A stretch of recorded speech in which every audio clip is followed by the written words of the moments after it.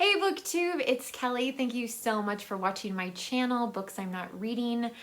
Before I begin today's tag, I just want to thank all of you for your well wishes for me and my family who were finally reunited, vaccinated and reunited after 13 months. So it was a great weekend and actually wasn't long enough for me. So yeah, I'm already ready to go and hang out at their house, which is much more relaxing and involves much less housework. But today I wanted to do a tag that it doesn't get done very often. I was really surprised to see who hasn't done this tag. This is the Middling Booktuber tag. It was created originally by Adrian at Strip Cover Lit. And yeah, this a middling booktuber, if you're new to booktube, is basically for anyone who is between 1,000 and 10,000 subscribers. Now, I barely qualify for that, but nonetheless, I think there's some fun questions in here. Some questions I'm kind of on the fence about, but yeah. So, and those of you who I do subscribe to who are over 1,000 subscribers and haven't done this, be prepared to be tagged down below. So, okay. What advice would you give to booktubers under 100 subscribers? So first of all, best advice would be do your thing, do booktube the way you want to do it, have fun. But I would also really recommend something I didn't do, which is commenting on a lot of other channels, as well as making sure that you respond to comments on your videos, that you make sure everyone who leaves a comment you respond to some way or another. And I don't know what has happened with YouTube, but the last time I was on there, all of a sudden there were so many comments that I had not responded to that were like a year old. So if I did not respond to one of your comments like a year ago, I don't know what happened. I don't know why I didn't see it. I don't understand what's going on, but it was very, very weird. I was like leaving people comments like, I know you said this a year ago, but thanks. So anyway, that sucked, but yeah, so comment. Question number 2, what advice would you give to booktubers around the 1,000 subscriber mark? So kind of where I am.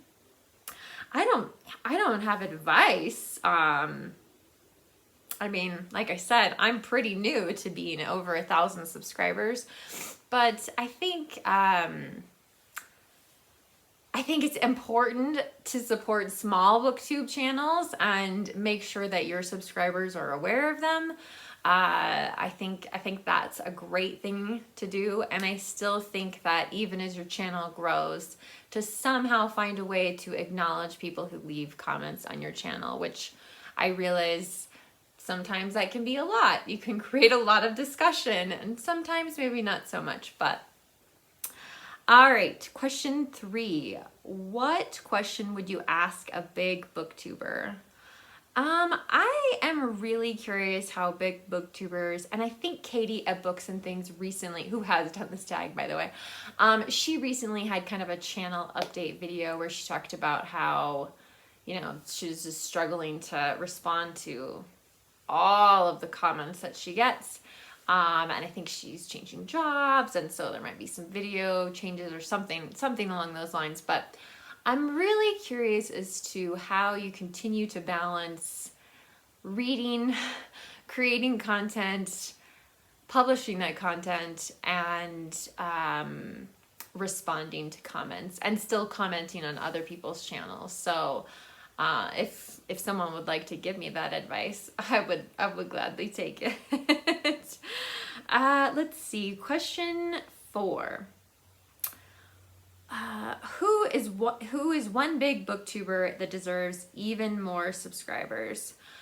And I don't know. That's a really hard question. But I was talking to Jason about it, and I really think even though Steve Donoghue has something like 11,000 subscribers, and regardless of how you feel, what you feel about Steve, like you should subscribe to his channel, even if it's just to watch the mail hauls, because that is a fantastic way to see what is coming out that is new. And Steve is, I mean, he is a legitimate book critic. He is getting, you know, he's getting the big stuff, the important stuff. So even if you just watch his mail hauls, that alone is worth subscribing to Steve's channel. I probably would not have as successful a channel as I do without some very nice comments on Steve's channel. So thank you, Steve. All right, let's see. Question 5. What do you consider the end game for your channel? What would equal success to you? Guess what, you guys? I'm super happy with my channel. I never dreamed I would have more than 1,000 subscribers. I don't ever expect to be coming to you, talking to you about 10,000 subscribers. I really don't. It's not something that number isn't as important to me as obviously this tag is indicating, but I'm thrilled to know the people that I know in the booktube community. I love hearing from you. I love knowing when you've been reunited with your parents, when you've gotten your COVID vaccine, what's going on with you, what's happening in your world, and all kinds of things. You guys share so much with me, and those of you who have become really wonderful friends and let me send you Voxer messages. And I mean, one person got like a tearful Voxer message last week. I'm so sorry. Yeah,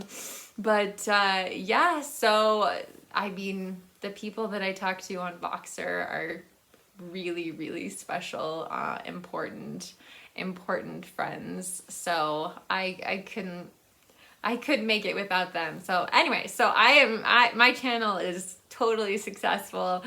I'm not worried about some kind of end game, I guess. Question 6, what is something you wish you did better?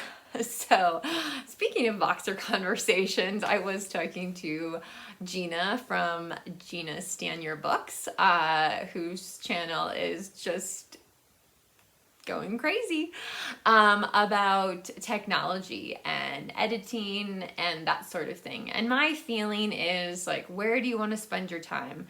Like if you're writing a script, and I don't know if Gina is or not, she seems so poised and put together that yeah, maybe she doesn't have a script, but you know, are you spending all your time writing the script, or are you spending all your time editing things out?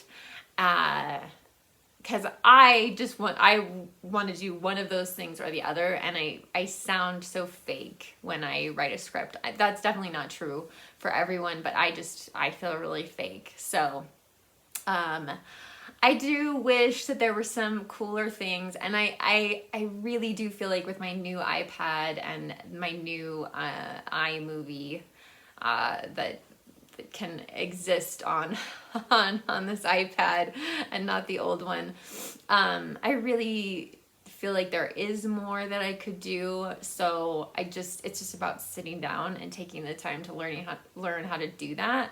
But you know, again, the booktube channels I watch, I don't watch them for their like fancy intros or I don't know, music or something along those lines. Like I watch booktube, the booktubers I watch because I like that particular person. We might read completely different things. We might feel really differently about a book. We won't say which ones. But yeah, so I mean, it's cool. Like I think there's some cool things out there of, you know, banners and texts and things like that. But Anyway, so the tech side of things, I probably still have a ways to go there. Question 7, what part of your channel makes you proud? I am just so proud of all the people who have been brave and come out of the shadows and left comments on my videos. That makes me super happy. And I just, yeah, I love it. I really, really love it. I also love, and obviously it's not just me, it is the booktuber themselves, but I do love it when I can shout out a channel like Karen Evans, maybe one of my Boxer friends. She's just so bubbly and enthusiastic on her channel. So anytime I can help somebody else and help their channel, you know, help people discover their channel, I will. I feel good about that.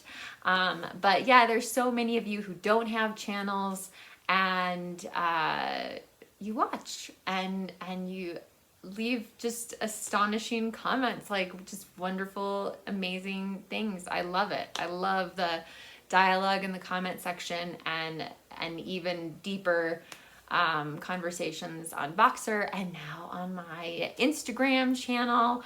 So that's cool. Or even before, I would get messages on Goodreads, and you can friend me on my Goodreads account down below as well. So question number 8. If you were going to start a second channel, what would that channel be? Now, I know there are people out there with multiple channels, but there's no way I would have a second channel. The only thing I could do would be to have a channel with Jason, and Jason could do all the editing and all the uploading. I don't want to have anything to do with that. So, yeah, I just, this alone is a lot of work. It's a lot of work for me to make the videos, to get the reading done, to respond to the comments, to be horrified when you've realized like YouTube hasn't alerted you to year-old comments. That's awful. So yeah, I don't ever intend to have another channel. I can't even, I'm one of those people who's really good at surrounding themselves with people who are super creative, but I don't have that skill. So, all right. And then finally, 9 is to tag people. So there are a bunch of you who have not done this tag, who have more than 1,000 subscribers. So I will be tagging you down below if I'm subscribed to your channel. So you can just check that out down there.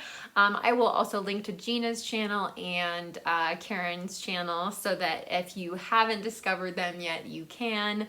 And thank you guys so much for watching and for all the positive support you guys have given me lately. Really, really means a lot to me. I appreciate it. So, BookTube, remember to be kind to yourself, be kind to others, and I will talk to you soon. Bye.